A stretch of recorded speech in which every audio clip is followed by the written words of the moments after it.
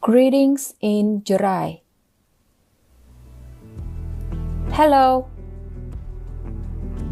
Kaku. Kaku.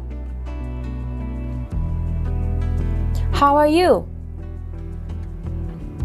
Ich ham Jarai chan man. Ich ham Jarai chan man. I am fine. Câu ham Jarai chan man. Câu ham Jarai chan man. What is your name? Nan ich lei. Nan ich lei. My name is Hoan. Nan câu Hoan. Nan câu Hoan. Where are you from? Ich mang ni papa.